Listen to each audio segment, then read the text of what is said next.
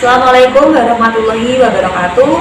Saya Dela Noviana dari Prodi Pendidikan Sosiologi dan Antropologi Fakultas Ilmu Sosial Universitas Negeri Semarang Angkatan 2019. Video ini akan membahas mengenai salah satu teori yang sudah dijelaskan pada mata kuliah Teori Sosiologi Modern.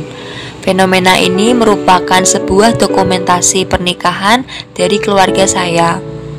Fenomena ini akan dianalisis menggunakan teori pertukaran dengan proposisi mengenai kelebihan seseorang dianggap sebagai investasi, meliputi umur, pangkat, dan kepandaian.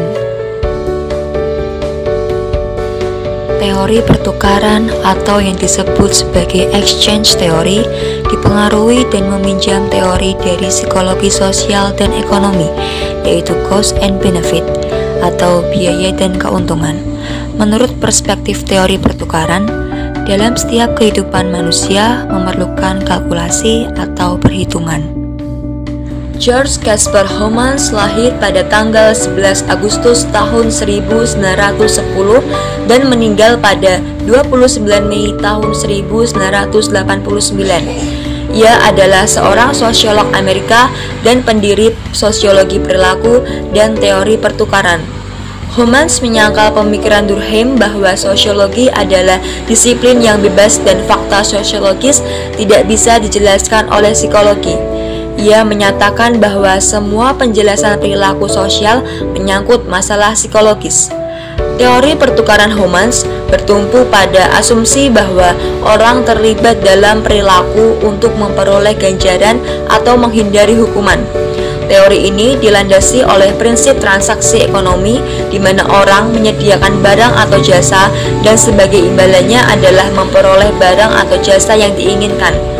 Adapun asumsi teori ini adalah interaksi sosial itu mirip dengan transaksi ekonomi.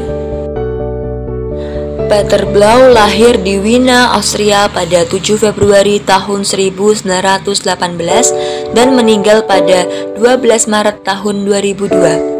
Bukunya yang berjudul Exchange and Power in Social Life pada tahun 1964 merupakan komponen utama teori pertukaran masa kini. Bagi Blau, fenomena daya tarik individu akan ganjaran sosial merupakan sesuatu yang bersifat given dan merupakan asal-usul struktur sosial yang menarik individu ke dalam asosiasi karena mengharapkan ganjaran intrinsik dan ekstrinsik. Ganjaran ekstrinsik dapat berupa uang, barang-barang atau jasa, sedangkan ganjaran intrinsik dapat berupa kasih sayang, pujian, kehormatan, dan kecantikan. Dalam foto-foto tersebut menunjukkan bahwa umur merupakan investasi. Ketika seseorang semakin berumur, maka ia akan jauh lebih dihargai sebab dianggap telah mengarungi pahit manisnya kehidupan. Seseorang yang berumur juga lebih diprioritaskan oleh masyarakat. Di berbagai acara seperti acara pernikahan tersebut, mereka pun seolah memiliki tempat tersendiri. Mereka, para sesepuh, rata-rata akan duduk di kursi pada barisan terdepan, dan bagi yang umur lebih muda juga akan sungkan apabila harus duduk di kursi paling depan. Tradisi sungkeman dari yang muda kepada orang yang lebih tua tidak hanya dilakukan ketika hari raya Idul Fitri saja, namun ketika pernikahan pun tradisi tersebut juga dilakukan. Beliau merupakan salah satu ustadz di desa Sekaran. Beliau bernama Bapak Husaini. Sebagai ustadz, maka Bapak Husaini lebih dihargai oleh masyarakat karena memiliki kepandaian dalam urusan agama.